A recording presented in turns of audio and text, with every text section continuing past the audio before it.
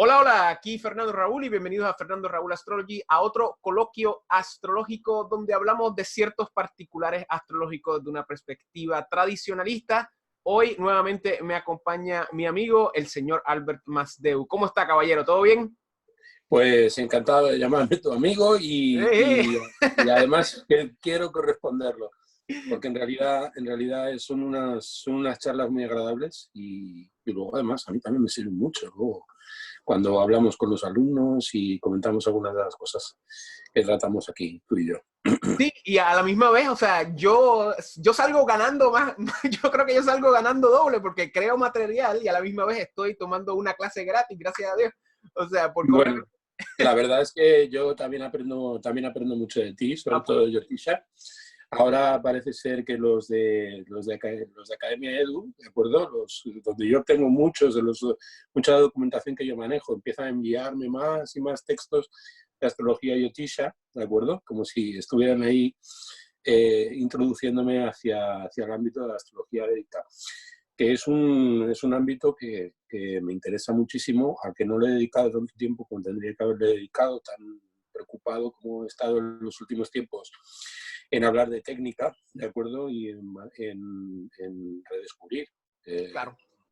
la técnica de los antiguos occidentales, pues, pues yo creo que va a ser uno de los cauces a través de los cuales voy a tener que ampliar mi formación, y tú, pues la verdad es que eres unos grandes divulgadores, Gracias, gracias. Es que el al menos atractivo, en castellano.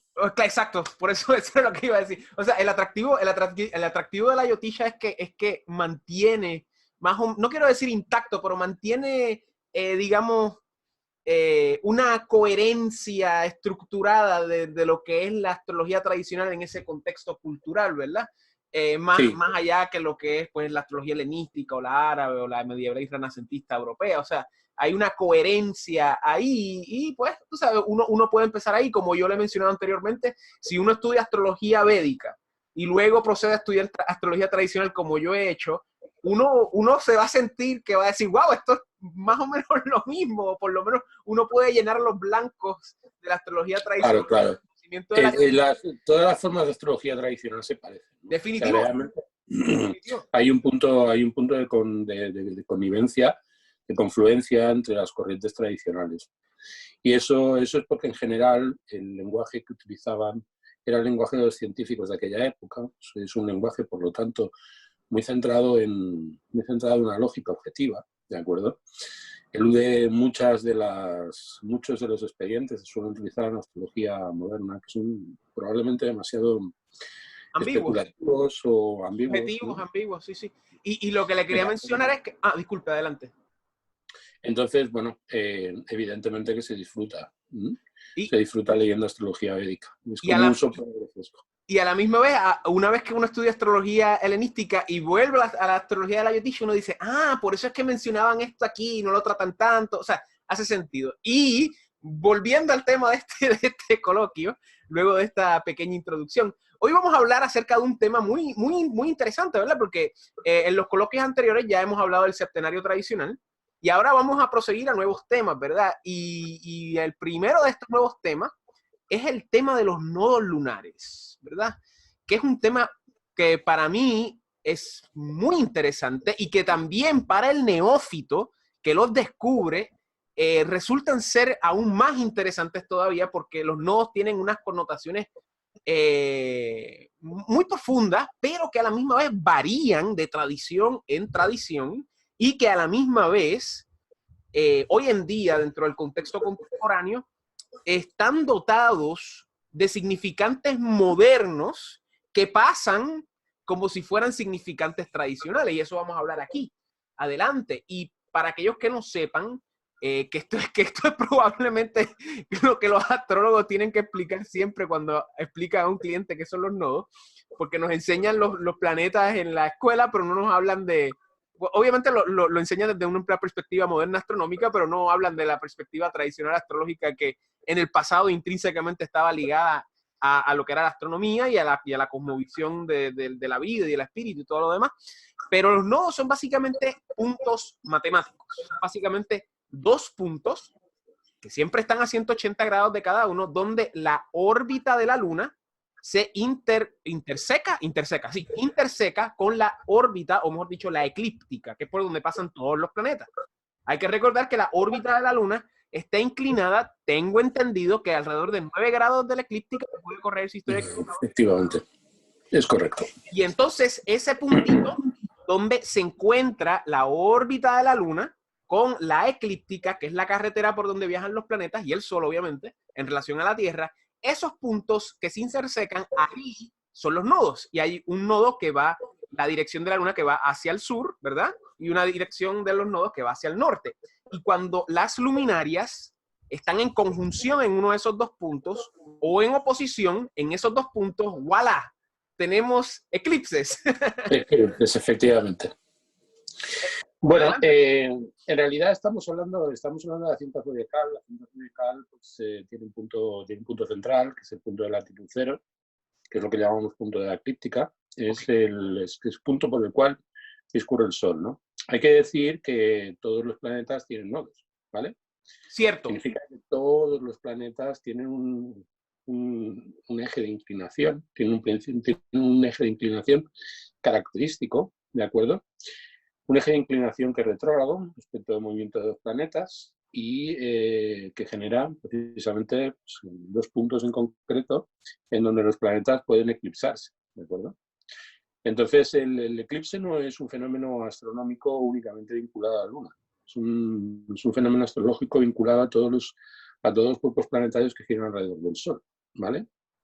Todos giran en una inclinación determinada, que es característica de ese planeta y que también nos explica mucho, aunque no solemos hacer hincapié en ello, de acuerdo acerca de las características simbólicas de los planetas, ¿no? O sea, no es lo mismo la manera en que tiene de cortar, por ejemplo, Venus, que la forma en que tiene de cortar Mercurio, Marte, Júpiter o Saturno.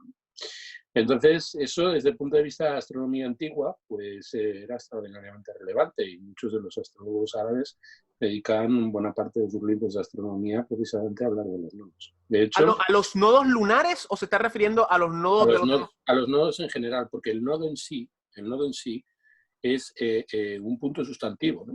O sea, es un punto sustantivo porque en el efecto sobre la envoltura energética del orbe sublunar, que es donde nosotros estamos sumergidos, esos factores, esos puntos, generan una trepidación muy importante, ¿no? O sea, ya hemos visto, ya sabemos que el orbe, el nodo, ¿de acuerdo? No tiene una trayectoria uniforme, sino que tiene una trayectoria oscilante, ¿de acuerdo? Esa trayectoria oscilante, retrogradando, genera pues, diversos ángulos de abordaje que determinan pues, en gran parte pues, la modalidad de ciertos eclipses, ¿no? Bueno, no todos los eclipses son iguales, ¿no? Correcto. Entonces, decían los antiguos que todo ocurre en este orbe sublunar, ¿de acuerdo?, en ocasión de un eclipse. O sea, el eclipse es el gran fenómeno astronómico vinculado a la astrología desde tiempos muy remotos. Pero ya sabemos que la primera astrología fue una astrología lunar, ¿vale? Por lo tanto, todo lo que tiene que ver con los ciclos de la Luna y probablemente el punto más sustantivo en cuanto a lo que representa la complexión de lo que es el orbe sublunar y su descripción, son esos dos lugares que generan como dos vórtices, ¿vale? A través de los cuales pues, toda la energía de este sistema rota en una forma toroidal, generando una envoltura que nos protege del exterior, ¿no? Le tengo una pregunta antes que continúe. ¿Los antiguos conocían que los planetas, más allá o sea, más allá de la esfera de la Luna, o sea, Mercurio, Venus, obviamente el Sol no cuenta, pero Marte, Júpiter y Saturno, los antiguos sabían que tenían nodos estos planetas? Sí. Okay. Pero nada más se considera el de la Luna específicamente porque estamos en la esfera sublunar, o sea... se consideran todos, o sea, por ejemplo, cuando yo estaba viendo el libro de Al-Kayat sobre las natividades, habla de los nodos de los planetas, y lo sitúa, lo que pasa es que, claro, el ciclo nodal de los planetas es a veces muy largo, ¿no? O sea, hay planetas que tienen unos ciclos nodales muy largos. El de la Luna, por ejemplo, es como la Luna rápida, ¿de acuerdo? Pues es un ciclo bastante corto, son 19 años, ¿no? Sí. O sea, es que el tiempo que tarda el nodo en volver a su misma posición. Son momentos muy importantes en la vida del nativo. O sea, son giros muy importantes en cuanto a su orientación y una gran influencia en las revoluciones de los años en que se producen esas vueltas, ¿no? Que son 18 y 36 más o menos. Por lo menos los primeros dos. Sí, sí, sí. Hay que hacer hincapié en que en el ámbito de la astrología, como la practicamos nosotros, que es una astrología desde un punto de vista astronómico bastante deficiente, utilizamos nodos medios, utilizamos el nodo real, utilizamos nodos Sí, que eso es ponderados. un debate, eso es que, o sea, hay diferencias, tengo entendido que son mínimas entre lo que es en inglés, como yo lo conozco en mi estudio, mean node and real node, el nodo real y el nodo, El eh, nodo medio. El y el nodo nodo medio. medio. Pero son bien pocas las diferencias, tengo entendido, en términos de la matemática, ¿correcto? Ya, bueno, podemos ver, por ejemplo, en direcciones, Claro. direcciones primarias, Claro. grado, 2 grados es Sí, sí, sí. muy importante, ¿no? Sí, sí, claro. Claro. Que nuevamente tengo para, porque eso es un tema que muchas personas toca, o sea, la idea cuál es la diferencia. Y corríjame si estoy mal. El nodo real es desde el centro de la Tierra, ¿correcto? Y el nodo medio tiene que ver con la esfera de la Tierra, algo así es. A ver, eso tiene que ver con los orbes. Hay que tener en cuenta que desde la perspectiva del sistema tolemaico, ¿de acuerdo? Cada planeta tiene en su evolución 4 movimientos, o sea, 4 orbes, ¿no? Y lo mismo pasa con la Luna. O sea, está el gran orbe, que es el orbe, es el orbe que gira con los signos una vez cada 24 horas. Luego está el orbe de los signos, por debajo del orbe de los signos, el orbe de las estrellas fijas, y por debajo los 8 orbes planetarios, ¿no? Cada uno de los planetas pues tiene 4 orbes, ¿no? O sea, el orbe que se corresponde con el gran orbe, luego el orbe de los signos, o sea, su movimiento a través de los signos, luego el orbe de la revolución, tiene el orbe excéntrico también. Y el orbe excéntrico es un orbe a través del cual pues, es que la Tierra, respecto del movimiento de esas esferas alrededor de la Tierra, pues está pues, en un foco de la elipse, ¿no? Entonces sí, hay esa desviación es la desviación que hace que nosotros percibamos la trepidación del nodo lunar, porque la Luna no gira, la Tierra no está en el centro del giro de la Luna, ¿de acuerdo? Está en el foco de una elipse, ¿no? Correcto. O sea, los antiguos, por ejemplo, dicen la Luna también retrograda. Lo que pasa es que su retrogradación, al ser el orbe de la revolución tan rápido, se percibe únicamente como una deceleración. Pero Claro. la Luna no siempre discurre a la misma velocidad por todo el cinturón zodiacal. O sea, Hay personas. Bueno, adelante, disculpen, sí, continúe. hay fases en que la Luna va más lenta, hasta Correcto. 14 grados al día, ¿de acuerdo? O sea, puede discurrir, como decía Masala, más de 2 mansiones lunares al día, y otras veces en que a duras penas sobrepasa una mansión lunar, ¿de acuerdo? Correcto, correcto. Y todo eso forma parte de una visión astronómica que se lleva a la interpretación a través de la apreciación de los ciclos de los planetas de un modo visual, ¿no? Claro. Era como ellos practicaban la astrología en aquel tiempo, ¿no? Que es una astrología astronómica, por lo tanto es una astrología mucho más cercana al paradigma científico, al paradigma que es puramente empírico, ¿de acuerdo? Y las características de esos movimientos pues son las que nos indican precisamente cómo los planetas funcionan tal y como funcionan. O sea, antes de que nosotros tuviéramos una astrología de los signos, tuvimos una astrología del ciclo zodiaco, ¿de acuerdo? Y descubrimos, ¿de acuerdo? Los astrólogos en tiempos muy remotos, pues las características de los diferentes aspectos, incluso sin conocer los signos o las cualidades primarias, ¿no? A partir de los ciclos zodiacos. Pero vamos a ver, el planeta por antonomasia que mantiene unido toda esta panoplia de los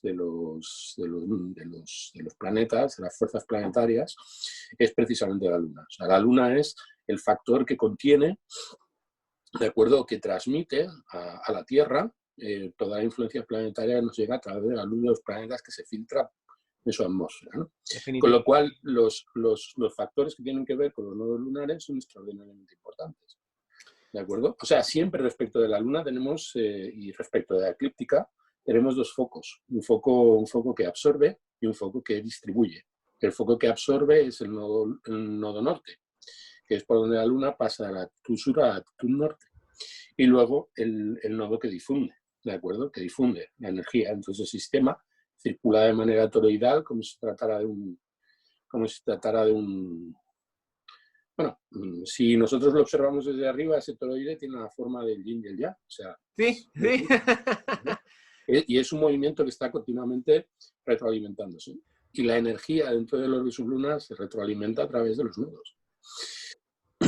Albert, vamos a empezar a desmenuzar mitos. Vamos a empezar primero con el tema de los eclipses.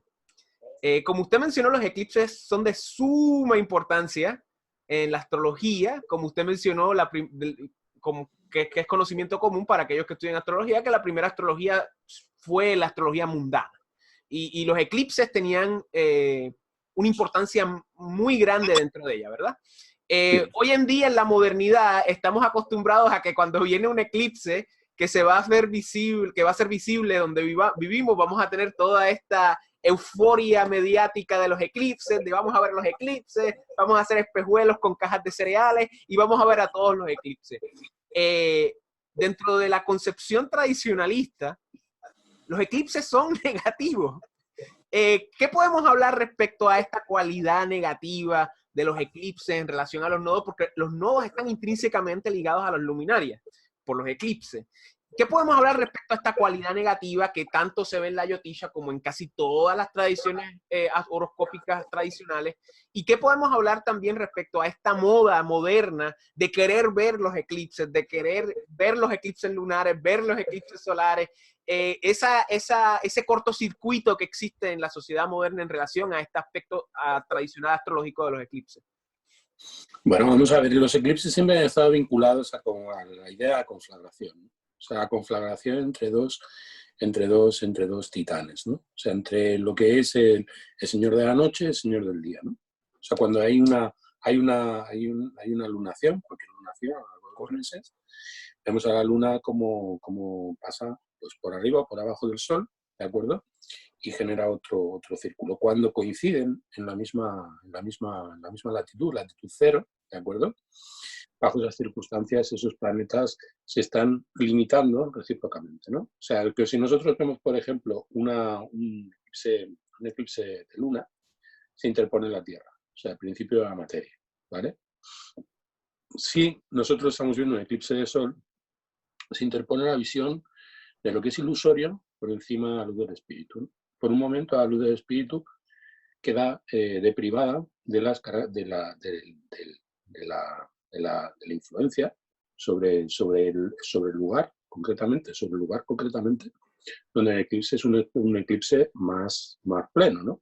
No todos los eclipses son eclipses totales. O sea, tenemos gran variedad de eclipses más o menos parciales, ¿no? Y sobre todo hay que tener en cuenta que los eclipses pues, tienen un área de oscuridad, un área de penumbra, ¿de acuerdo? Y lugares donde no nos podemos percibir, ¿de acuerdo? O sea, no es lo mismo un eclipse en el lugar donde se puede observar en cualquier otro lugar, ¿no? Entonces, los eclipses eran anuncios en tiempos antiguos pues, de procesos muchas veces cataclísmicos, ¿de acuerdo? Y desde ese punto de vista eran considerados infaustos, ¿no? Pero por encima de todo, vemos que son las zonas de los nodos, que de alguna manera generan una trepidación, provocan una descompensación en cuanto al equilibrio, ¿no? Son zonas de desequilibrio, ¿vale? Son zonas, por lo tanto, del cielo que podemos observar, en las cuales estamos viendo manifestaciones o influencias, ¿de acuerdo? Que son influencias distorsionantes, ¿no? O sea, tanto en el nodo sur como en el nodo norte. En cuanto a la condición maléfica de los nodos, pues evidentemente, tal y como lo explicaban los antiguos, los nodos a 5 grados a cada lado del nodo, pues el Sol sufre su mayor aflicción, ¿vale? Los nodos conjuntos al Sol son realmente muy complicados. Y la Luna tiene un orbe, independientemente del signo donde se encuentre, tiene un orbe de 12 grados a cada uno de los lados, ¿no? Luego hay que ver que cuando se producen eclipses siempre se produce un signo. Y existe el regente del eclipse, que es el factor más importante para comprender la influencia del eclipse en un determinado ciclo en el cual va a tener ese eclipse influencia, ¿no? A un nivel mundano, al nivel de la manifestación terrena, ¿no? Al nivel de la manifestación terrestre. Desde el punto de vista de la astrología medieval y desde el punto de vista de la astrología, ¿de acuerdo? Las características del nodo norte y las características del nodo sur estaban vinculados en el nodo norte a la amplificación y en el nodo sur a la contracción. Con lo cual, ellos decían que respecto a los restos de los planetas, que son Sol y la Luna, ¿de acuerdo? El nodo norte, por ejemplo, es maléfico con los maléficos porque aumentan, ¿vale? Y es benéfico con los benéficos porque los aumenta. Y sin embargo, en la conjunción con el nodo sur, con los maléficos son benéficos porque disminuyen su influencia, ¿de acuerdo? Porque los debilitan, y son maléficos con los benéficos, ¿vale? ¿Por qué? Por la misma razón. Entonces, tenemos en muchas cartas, en muchos personajes famosos, pues precisamente ese tipo de determinación, ¿no? Por encima de todo, los nodos también favorecen que el signo en donde se encuentre, ¿de acuerdo?, sea un signo que esté de alguna manera debilitado por esas condiciones de excepción que cobra la posición de esos puntos, ¿no? De hecho, creo recordar que en la astrología védica, ¿de acuerdo?, pues se los conocen como grajas oscuros, ¿no? Chaya graja, lóbregos o sombríos, exacto, oscuros, exacto. Efectivamente, y tienen además regencias, ¿no? Y en la astrología antigua, ¿vale? También las firdarillas, ¿de acuerdo? Las conocidas firdarias, tienen un ciclo dedicado a los nodos. Y además, también en la Yotisha, según creo recordar, tenemos ciclos de nuestra vida gobernadas precisamente por los nodos, como si fueran planetas, exactamente, ¿no? De hecho, dentro del esquema de los planetas, dentro de la Yotisha, está el esquema de los Navagraha, que son los 9 planetas. En la astrología tradicional, pues el nombre planeta sale del griego planetes, si no me equivoco. Sí, errante, sí. Pero sí. En el sánscrito es graha, que es básicamente algo que te arrebata, es como algo que toma algo. O sea, que son dos concepciones diferentes de los fenómenos. Por eso es que, bueno, entre otras razones, obviamente, pero dentro de esa cualidad lingüística es que se añaden a los nodos. Y los nodos, como usted bien señala, se les consideran chaya graha, que básicamente son chaya, oscuro, sombrío, lóbrego, y graha es pues esa cualidad que arrebata, en términos de que nos arrebata con karma, ¿verdad? Y dentro de lo que es la mitología de los nodos, que es muy interesante, que esto va a conectar con lo que está diciendo, los nodos eran una asura, que se llamaba Svarbanu, y hubo una guerra entre los devas y los asuras, como tradicionalmente las tienen. Imagínense que los devas son quizás los olímpicos y los asuras quizás eran los titanes. Esa es una manera de verlo, obviamente no es lo mismo, pero es una manera simbólica de verlo desde un punto de vista metafórico. Y básicamente los asuras lograron recobrar un líquido que se llamaba el líquido de la amrita, que era un líquido de la inmortalidad, luego de cooperar con los devas para sacarlos del fondo del mar. El punto es que lo tenían, y luego viene Vishnu y se disfraza de una mujer muy hermosa y distrae a los asuras, se roba el amrita y luego va a donde los devas y se los va a dar para que los devas tengan una vida inmortal, porque habían perdido la inmortalidad. Y hubo una asura que se disfrazó, que se llamaba Svarbanu, y estaba en la fila entre el sol y la luna. Y entonces la forma de Vishnu en esta mujer que se llamaba Mohini Avatara, que era la mujer más bella. De hecho, hay devotos de Mohini Avatara muy interesantes en la India, que son hombres que se visten de mujer, que muchas veces son citados en estos estudios modernos de marxismo cultural y estudios de género. Pero más allá de eso, dentro de la historia, Mohini da el líquido a todo el mundo, y entonces cuando va a dárselo a Svarbanu, que es muy curioso porque obviamente Vishnu lo sabe todo y él sabía eso, pero el sol y la luna empiezan a decirle, espere, ese es una asura, y rápidamente Svarbanu toma el líquido, se lo bebe, y ahí Mohini se vuelve la forma de Vishnu con el disco volador y lo decapita. Y en ese momento que lo decapita, el Amrita cayó y él se vuelve inmortal, pero ahora mismo está decapitado y tiene una cabeza y un cuerpo. Y ahí es que está el tal llamado Rahu y Ketu. Y luego de eso, Rahu y Ketu que básicamente es Esbarbanu en dos, juró venganza sobre las luminarias por haberlo delatado ante Bujini Avatara o Vishnu. Y de ahí es que donde sale también la idea de los nombres de Rahu y Ketu. Rahu y Ketu son el nodo norte y el nodo sur, que a la misma vez se conocen en la astrología tradicional como la cabeza del dragón y la cola del dragón. Y entonces uno que estudia astrología tradicional diría, wow, ¿por qué se llaman así?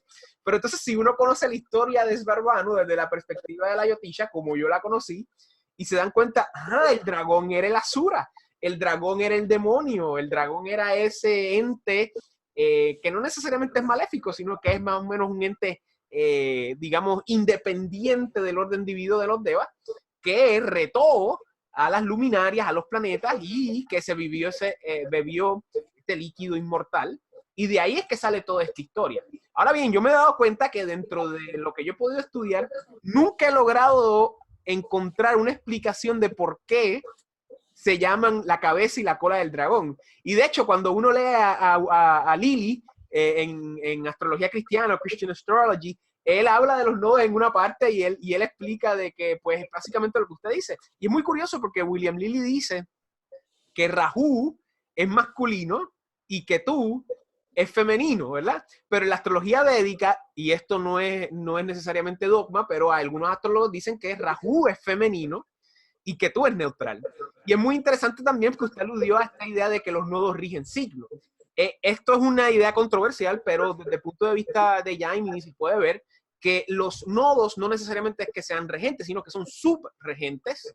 Rahu tiene una subregencia dentro de Acuario, como Urano en la astrología moderna, sí. Y Ketu tiene una subregencia dentro de Escorpio, como Plutón en la astrología moderna. Y si uno lee los libros de Alan Leo, de principio de siglo, ya le está hablando de astrología védica y está hablando de estas cosas. Y a veces, también dentro de la astrología moderna, a Urano se le asimila a Rahu y a Neptuno, disculpen, se le asimila a Ketu, que es muy interesante. Es muy interesante ver cómo se están mezclando las cosas, ¿verdad? Hablamos de los eclipses y nuevamente para aquellos que practiquen astrología tradicional, cuando hayan eclipses, traten de no hacer nada especial, no traten de no hacer nada importante, traten de no salir de sus casas, ayunen, prácticas espirituales, y si ven el eclipse, traten de bañarse tan pronto lo vean, si lo quieren ver. O sea, no es que se van a morir, pero realmente no son momentos auspiciosos porque hay un coup d'état. O sea, hay básicamente un golpe de estado contra los regentes, contra el rey y la reina, o el señor de la noche y el señor del día, como usted mencionó, por estas entidades subversivas que son los nodos, los chayagrajas. Y en los clásicos de la Jyotisha, los chayagrajas se les denota por una cualidad smoky, una cualidad de humo, precisamente porque cuando uno únicamente puede ver los nodos es cuando hay eclipses solares y lunares y tienen una cualidad nebulosa, como de humo. Y pues eso es lo que puedo decir al respecto. No sé si quiera añadir más a lo que acabo de decir o añadir más respecto a los... Bueno, decir que cuando estamos hablando de la figura del dragón como de un teriomorfo, o sea, un personaje monstruoso, ¿de acuerdo? Está muy vinculado a las deidades marinas. Claro. Y bueno, Tiamat pues es... Como es la hidra del Lerna. Pero por encima de todo lo que tú estabas comentando, o sea, el factor de la decapitación, ¿vale? O de la emasculación también, pues por eso está vinculado precisamente a los eunucos en la mitología de la India, ¿no? O sea, la figura de eunuco, que es una casta, una subcasta, ¿de acuerdo? Dentro del orden de las castas de la India. Que no va a poder tener sexo nunca con la reina y por eso trabaja en el palacio. Pero lo que observamos por encima de todo es esa desconexión, ¿no? O sea, la desconexión entre la cabeza y la cola. Y el hecho de que el ciclo es un ciclo como de uroboros, ¿no? O sea, claro, como de una serpiente que se está devorando continuamente a sí misma, ¿no? O sea, ¿por qué? Porque la energía del nodo sur que se difunde por todo el orbe de la Luna, ¿de acuerdo? Es luego reabsorbida por el nodo norte. Entonces genera una corriente de convección, en donde la energía que sale por abajo se absorbe por arriba y genera como una especie de fenómeno oscilante que se mueve a lo largo del ciclo de nodo que son 18, 19 años, ¿de acuerdo? Generando pues esa diferente polarización que hace que el Sol, a través de los signos, entrando en sus diferentes fases, marque los diferentes cortes de las estaciones, las diferentes estaciones, ¿no? Y que podamos observar esa polarización energética en los puntos por los que discurre el Sol, ¿no? En donde vemos como una especie de franja que, si pudiéramos verla polarizada en sus colores, pues generaría 12 sectores de colores diferenciados, ¿no? Wow. Y que se correspondería con los signos, ¿no? Entonces, claro, cuando los planetas entran en esos lugares, la luz que proviene de los planetas se filtra a través de ese medio, que es un medio húmedo, y se produce una distorsión de la luz que genera unas oscilaciones, que son unas oscilaciones que se difunden a través de todo el sistema. Y se difunden a través de todo el sistema a través de la torsión de esos dos ejes, que son el nodo norte y el nodo sur. Con lo cual, el nodo norte y el nodo sur son los factores dinamizadores, ¿de acuerdo? De esta gran pecera dentro de la cual estamos. Es una pecera de energía que está continuamente fluyendo dentro de un campo. Es un campo que tiene unas características magnéticas, ¿de acuerdo? Y que, por lo tanto, son mensurables, ¿no? Y por encima de todo, la influencia de los planetas pues nos llega a través de la dinamización y de la sensibilidad que tiene ese sistema, que está en continuo estado de movimiento.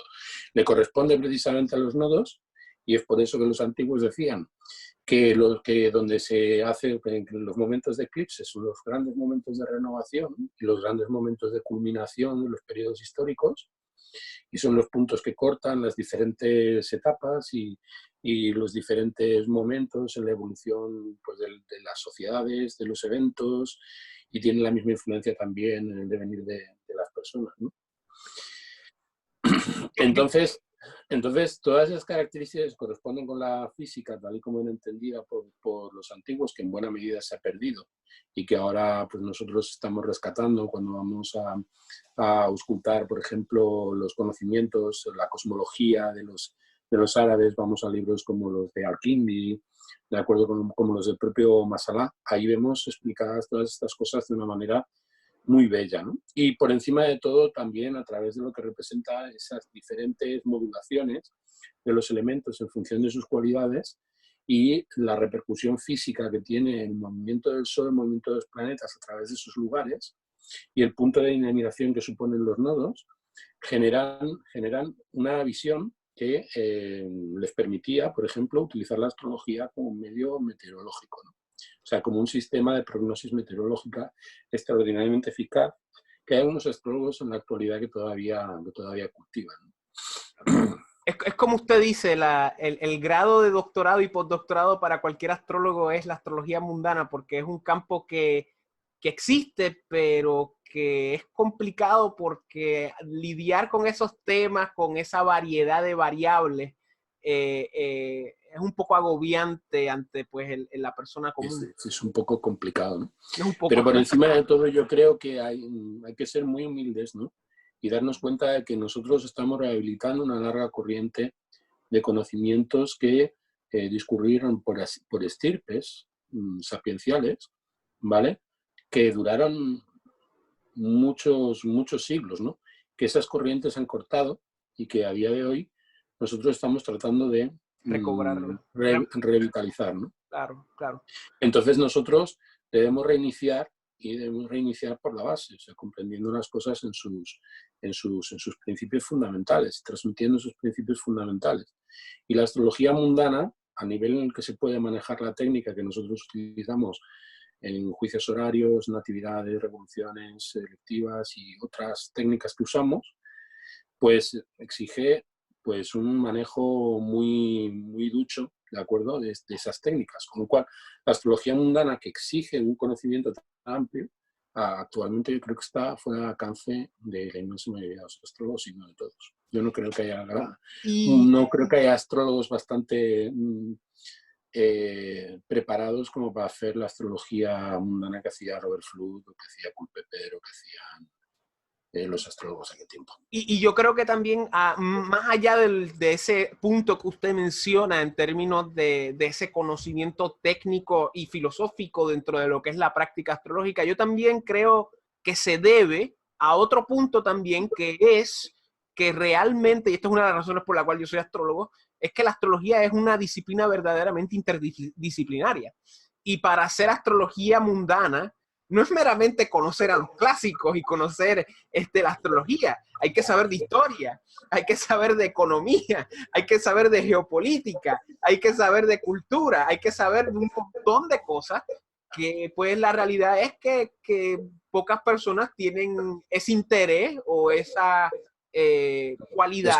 Es que no solamente eso, es que aparte de dominar el contexto político, el contexto sociológico, el contexto incluso metafísico del momento, es necesario también hacer un gran alarde de creatividad. Definitivo. Un gran alarde de creatividad no está en los escritos como uno puede combinar tan amplia variedad de esquemas, tan amplia variedad de mapas, porque uno nunca puede saber así a priori cuáles son los factores determinantes en un proceso histórico, donde se unen tantas voluntades y en donde muchas veces pues, intervienen poderes que no son claramente visibles. De hecho, el poder, por definición, es invisible, ¿no? Definitivo. Y esto sí es puramente astrología y también está muy vinculado a los nodos, ¿no? O sea, el poder se ejerce en los nodos. Es un factor muy importante a tener en cuenta. Los nodos son factores ocultos. O sea, son lugares en donde hay un déficit de energía o un superávit de energía que todo lo difumina y que todo lo sume en una neblina de indefinición, ¿no? Claro. Que hace Entonces, sentido con lo que estoy mencionando, claro. Dentro del trasfondo de la yotisha. Disculpa, adelante. de todas maneras, los nodos son, en su complexión, en su comprensión, es necesario tener un conocimiento de cosmología antigua muy profundo, ¿de acuerdo? Para llevar hasta sus últimas consecuencias lo que son sus implicaciones. Por encima de todo, y nosotros lo estamos viendo, tengo algún colega, ¿de acuerdo? Admirado y casi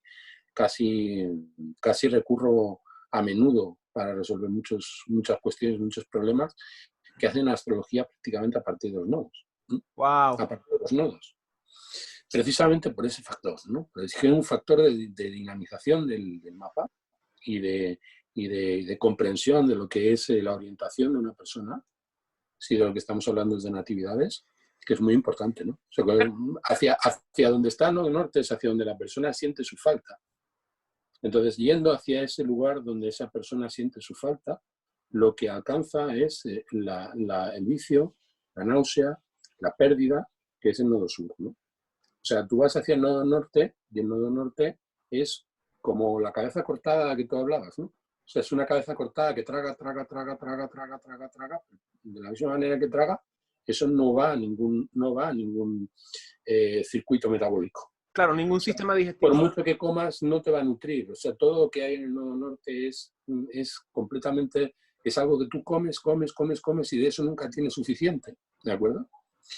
Y todo eso sale luego por el nodo sur, con lo cual una persona, por ejemplo, que tenga el nodo norte en la casa 10, pues estará continuamente buscando, luchando por obtener una posición, por obtener un estatus, por alcanzar sus metas, y lo que obtendrá, de acuerdo, es una saturación en el nodo sur, ¿vale? Que se encuentra en la casa 4, si se encuentra en la casa 10 del nodo norte. Con lo cual ahí esa persona vivirá estrés, vivirá vicio, vivirá pérdida, vivirá cosas que en realidad no le correspondería vivir con las determinaciones que tiene la carta, ¿de acuerdo? Que son como la zona de confort, por llamarlo de alguna manera. Por ahí no hay crecimiento, o sea, por el nodo sur no hay crecimiento. Por el nodo sur lo que hay es una cadena de distribución que distribuye energía a lo largo de la carta, y por lo tanto los planetas que significan el nodo norte y los planetas que significan el nodo sur, ¿vale? Por sus correspondientes dignidades, pues son planetas muy importantes a la hora de entender lo que es el anhelo, ¿de acuerdo? El regente del nodo norte, y lo que es el vicio, el regente del nodo sur. Y yo le voy a comentar algo porque estudiando en la misma yotisha, la realidad es que no hay mucho material en los nodos, en la astrología védica. Tampoco en la eso es lo que eso es lo que voy a decir. Eso mismo, que a veces muchos astrólogos modernos, y le voy a decir, yo creo que vamos a hacer una segunda parte de esto porque se nos está haciendo corto el tiempo, vamos a hacer una segunda parte, pero que lo que yo quiero comentar para ya ir cerrando esta primera parte es que, contrario a lo que algunos astrólogos modernos dicen, que practican la tal llamada astrología draconiana o que practican otro tipo de astrología relacionadas a los nodos, la realidad es que el contenido dentro de los clásicos, por ejemplo, en Brihat Parashara Horashastra o en el Brihat Jataka, y hasta en el mismo Yaimini, o sea, y en textos de Prashna, de astrología horaria, como Prashna Tantra o Prashna Marga, la cualidad de los nodos es secundaria y realmente no hay tanto. Eso sí, hay más que los escritos helenísticos. Y entonces no hay tanto material con los nodos. O sea, y eso es algo que a mí me chocó mucho cuando yo empecé a leer los textos viejos. O sea, es como que, wow, que muchos usan los nodos hoy en día, pero qué poco hay, especialmente en los textos helenísticos. Lo más que hay es la idea de que el nodo sur disminuye, el nodo norte amplía, y también cuando la luna, las luminarias están en cuadraturas a los nodos. Pero más allá de eso, es Bueno, como si fuera un conocimiento misterioso de iniciado que como que nunca se escribió o algo, no sé. a lo largo del tiempo que hemos estado hablando sobre los planetas, acuérdate que hablábamos o que he mencionado en multitud de ocasiones esas dos circunferencias que son el Sol y la Luna, que intersectan, el Sol como factor emisor de luz, la Luna como medio húmedo en el que reverbera la luz y genera el calor y la humedad que forman la Vésica Piscis, en medio está Júpiter. Bueno, pues dentro de ese esquema vemos que el centro de uno de los dos puntos en los cuales intersectan esas dos circunferencias es el nodo sur. Y es a partir de ese centro que nosotros dibujamos la circunferencia Saturno. Wow. ¿Vale? Mientras que el nodo norte se encuentra en un punto culminante a través del cual la vida crece, mientras que el nodo sur es un punto en el cual en el giro de la Luna, ¿de acuerdo? Respecto al movimiento opuesto del Sol, ¿de acuerdo?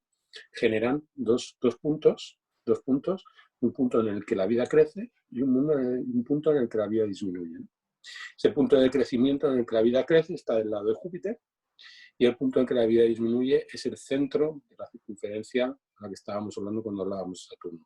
Entonces se ve muy bien en el gráfico, ¿no? O sea, en un gráfico, tres esferas así cortadas, espíritu, alma y soma o cuerpo, la cárcel, ¿no? O sea, el centro de la cárcel, el centro de esa cárcel sería precisamente, el centro de esa cárcel sería precisamente el nodo sur. Eso era algo que le quería preguntar, porque nosotros estamos acostumbrados a representar los nodos dentro de la carta horoscópica, ya sea la carta tradicional redonda o la carta del norte o el sur de la India. ¿Cómo era que los antiguos representaban los nodos dentro del esquema geocéntrico de las esferas? Porque eso es como que yo nunca lo he entendido bien. Y disculpe que le pregunte, pero como que no habíamos preparado ninguna pregunta, pero esto es un coloquio. Es una pregunta que le quiero decir. ¿Sabe cómo? Porque siempre veo los esquemas tradicionales europeos, obviamente, de las esferas, o sea, del sistema geocentrista, pero nunca veo representados los nodos. A ver, los nodos aparecen en algunas cartas antiguas, aparecen en muchas cartas antiguas y en muchos momentos pues tienen una gran importancia. Por ejemplo, en el texto de Al-Kayat toma un texto, ¿de acuerdo? Es un texto creo que es de Ptolomeo, ahora no recuerdo si es tomado el libro de Ptolomeo o el libro de Firmicus Maternus, ahora no recuerdo, toma 13 horóscopos, en donde habla de las triplicidades de las luminarias que rigen el tema. Por ejemplo, toma varias cartas, unas cartas diurnas y otras cartas nocturnas, y entonces para ver cómo le va a ir la ganancia a esa persona a lo largo de la vida, pues mira, para primer tercio, el primer regente de triplicidad, por ejemplo, del Sol, si la carta es diurna. Para el segundo, el segundo regente. El segundo, exacto. Y para la tercera, pues el participante. Y entonces, pues en función de las aflicciones de los planetas, ¿vale? Pues dice, pues esta persona era rica cuando nació, pero luego, como el regente de la triplicidad está afligido bajo determinadas circunstancias, y ahí, concretamente, en varios de sus ejemplos, hace una digresión acerca de la función de los nodos, ¿no? O sea, la función aflictiva de los nodos. Cuando los nodos influyen sobre un planeta y los efectos que el efecto del nodo norte o el nodo sur tienen, ¿no? Pero incluso encontramos en muchos textos, concretamente textos de Masalá o textos de Sahabishir, algunas menciones que son erróneas, ¿no? O sea, por ejemplo, cuando indican que los planetas se encuentran conjuntos a un nodo, se encuentran en latitud cero, cuando no es necesario que se encuentren La en latitud cero de la eclíptica, ¿usted se refiere? latitud cero de la eclíptica. Pues no, pues es que un planeta puede tener su propia latitud respecto de su movimiento respecto al Sol y está atravesando longitudinalmente un nodo, pero lo puede estar atravesando hasta 8 grados de diferencia. Claro, claro.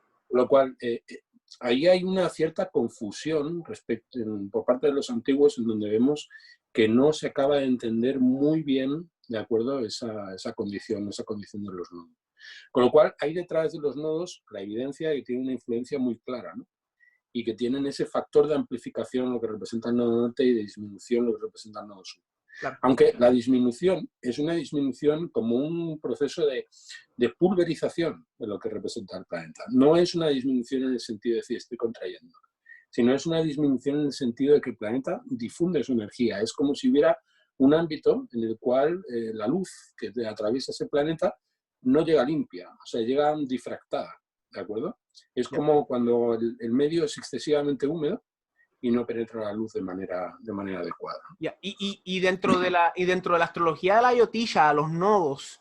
Pero por encima de todo, para poder comprender esas dinámicas que están vinculadas de acuerdo al sistema dinámico del orbe sublunar, o sea, de lo que conforma la esfera de la Luna, es necesario tener una visión muy precisa acerca de la cosmología, de la física, ¿de acuerdo?, que manejaban los antiguos, que es física aristotélica y que es una física meteorológica. O sea, si nosotros realmente quisiéramos comprender por física aristotélica se refiere a los elementos, a las cualidades de los elementos, a la cuestión geocéntrica, sí. claro. Sí, pero que no en esa visión tan esquemática que tenemos los que hemos estudiado filosofía en la academia actualmente, ¿no? O sea, que no esa visión reduccionista que se tiene de la visión aristotélica, ¿no?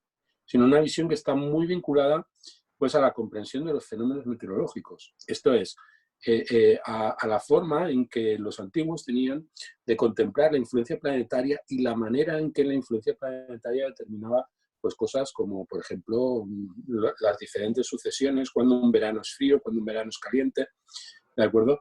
Porque influyen los planetas en que un verano sea frío, que un verano sea caliente, ¿no? A través de condiciones físicas. Entonces, para entender la energética de la carta, los nodos están vinculados a la energética de la carta, hay que tener una visión completa, o al menos sumaria, de lo que es esa cosmología. Y eso, por desgracia, pues se ha perdido, ¿no? Y uno de los factores que a mí me impulsaron a entender o a perfeccionarme en lo que es la astrología tradicional fue precisamente cubrir ese déficit que yo sentía cuando estudiaba filosofía, cuando quería entender los sistemas de la física de Aristóteles, ¿de acuerdo? Y de la física de aquel tiempo, ¿no? Y pues sobre todo comprender esas cosas que parecían no tener ningún tipo de sustrato. A través de la astrología helenística, a través de la astrología árabe, pues esos conocimientos se perfeccionan. Claro, porque uno entra en la cosmovisión y la manera de pensar de esas personas y no la estamos viendo desde nuestra... Que no es una dimensión metafísica, que no es una dimensión Correcto. especulativa, que no es una dimensión mitológica. Hay un método, hay un método. Es orgánica, o sea, es que es una comprensión de fenómenos físicos a través de principios físicos, de principios que se corresponden con la idiosincrasia de los elementos, ¿no? Y otra cosa que yo quería tocar era que hay una diferencia entre esta cualidad de los nodos en la tradicional helenística y en la ayotilla, y es esta idea de que el nodo norte, en la helenística, se le da una cualidad positiva hasta cierto punto, porque, pues como usted mencionaba, maximiza y amplía las cosas. Pero dentro de la ayotilla, los dos nodos tienen cualidades negativas, Sí. siempre. No, también los tiene en la antigua. Ok. También los tiene en la antigua. Lo que pasa es que hay un factor. Es el factor de que esa ampliación puede venir un planeta dignificado, un planeta benéfico cuando estamos hablando del nodo norte, o puede difundir o debilitar a un maléfico en el nodo sur. Ya, ya. Pero son condiciones muy, muy lesivas para, sobre todo, la idiosincrasia de las luminarias. Ya, O sea, ya. por ejemplo, en la astrología clásica de todos los tiempos, una conjunción Sol, Nodo Norte, Sol, Nodo Sur es igual de destructiva. Claro. ¿Vale? Y Luna, Nodo Norte, Luna, Nodo Sur es una conjunción destructiva. Es una fuerte aflicción para los planetas. sí, Pero bueno, se puede entender muy bien desde el punto de vista de la astrología védica y en general, ¿no? O sea, porque el deseo genera karma. claro. Y lo que yo le quería... Ah, adelante, disculpe. Y el vicio redime karma, ¿de acuerdo? O sea, en ese sentido, no redime en el sentido de que lo reduce, sino que de alguna manera lo liquida, o sea, lo convierte en dolor, o lo convierte en estrés, o lo convierte en saturación, o lo convierte en náusea, ¿no? Y algo que yo quería mencionar, que no he mencionado hasta ahora, que debía haber hecho hace tiempo, pero la idea de que dentro de la astrología védica los nodos son negativos siempre. Hay unas excepciones cuando están en conjunción o en asociación con Raya Yoga, en cuadrantes, en casas angulares o triconas, pero eso es en ciertos casos, ¿verdad? Pero lo que yo quería mencionar es que dentro de la astrología védica, según yo lo tengo entendido, Rahu o el nodo norte, lo que hace es que los dos nodos amplifican, pero desde un punto de vista, desde como yo lo entiendo, o sea, Rahu amplifica y exterioriza, y que tú amplifica e interioriza. Y ahí también entra la idea de disminución dentro de que tú, por la idea de que no está en el mundo concreto, sino está dentro del mundo interno. Y usted acaba de mencionar las conjunciones con las luminarias. O sea, Luna que tú tiene una cualidad psíquica dentro de la astrología védica, si está en signos de agua o en posiciones especiales como la 8 o la 12. Con Rahu se crea esta cualidad psicológica amplificada, puede que también tenga cualidades psíquicas si cae en signos de agua o en 8 y 12, pero tú sabes, va a estar como que fuera de control o va a ser un poquito, porque cuando están con Rahu hay una sobrecompensación, es la idea de que como yo entiendo algunas posiciones del Sol en los signos de Saturno, hay como una falta y hay por ende una sobrecompensación.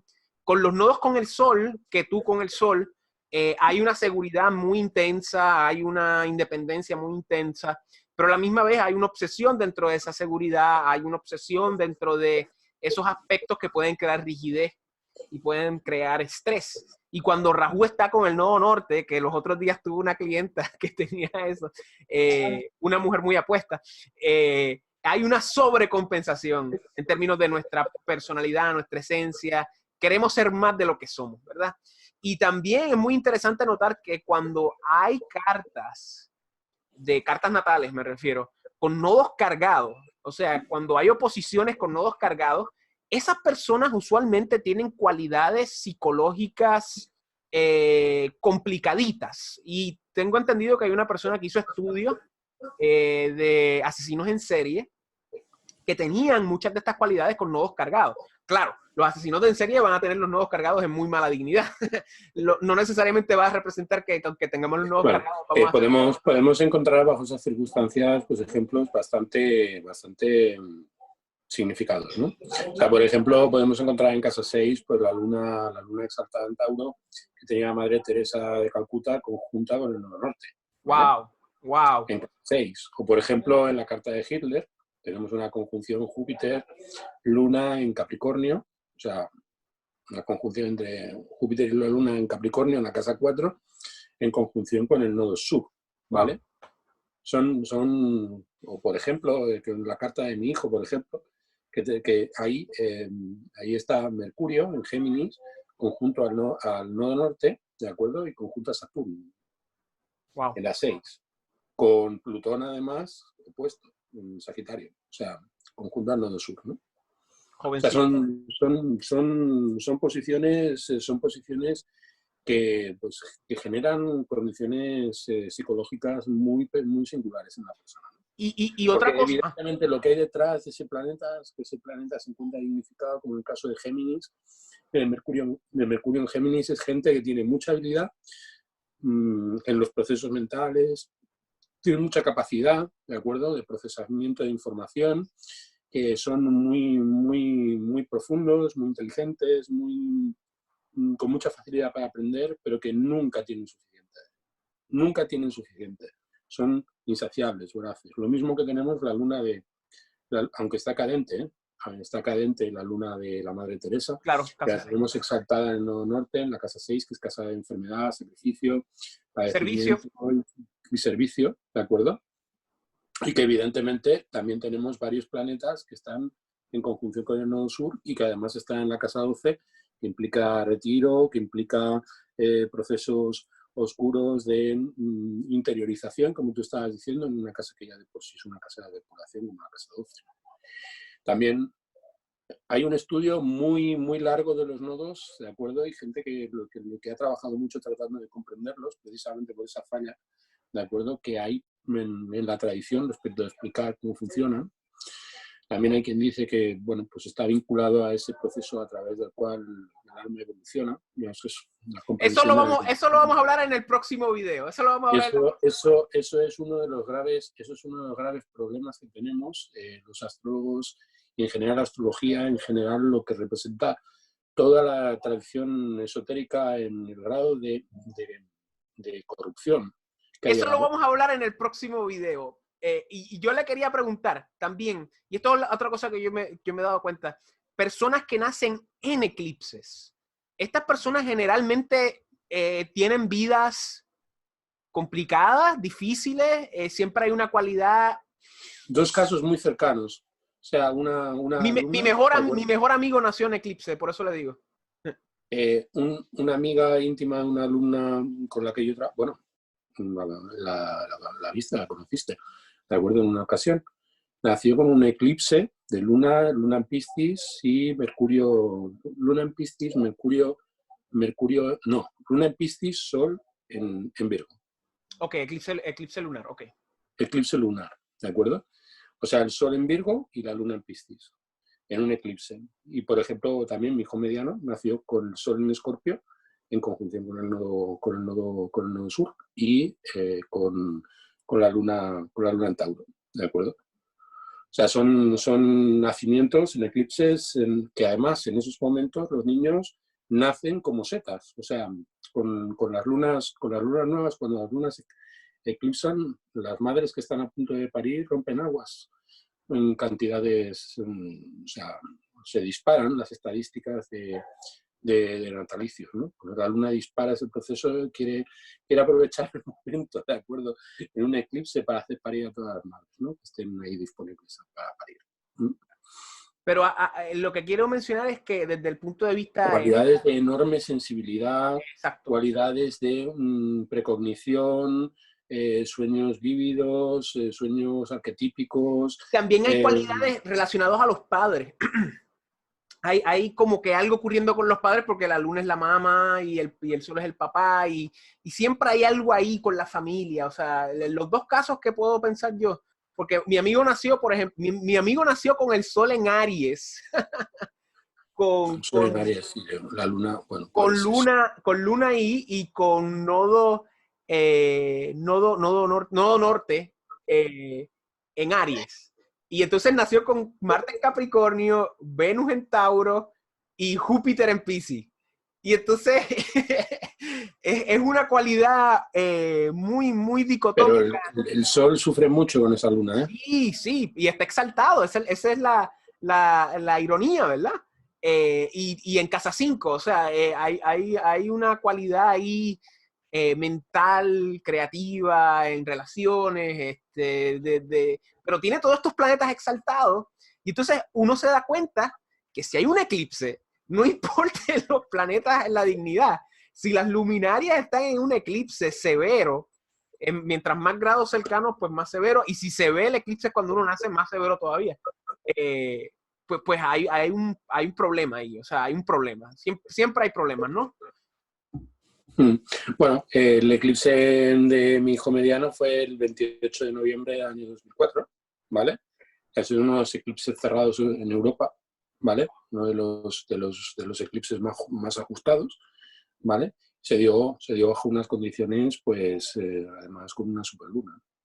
Wow. O sea, y son condiciones que apreciamos y observamos en la nacimiento de individuos que vienen a jugar un papel pues muy importante, pero por encima de todo es lo que tú estabas señalando, en un plenilunio, en un novilunio, bajo esas circunstancias, en esas situaciones, de alguna manera esa persona está conectada al nivel energético de una manera diferente, ¿no? O sea, está conectada a lo que es el sistema terrestre, ¿de acuerdo? De una forma muy conspicua, ¿no? Son gente que vibra de manera muy sensible con cualquier tipo de y además los preconizan, ¿no? Con cualquier tipo de trepidación que se dé dentro del medio en el que se desenvuelven. Y muchas veces descubren cosas que a la mayoría pues, nos pasan totalmente desapercibidas. Bueno, Albert, vamos a empezar a cerrar aquí. Vamos a despedirnos para comenzar la segunda parte.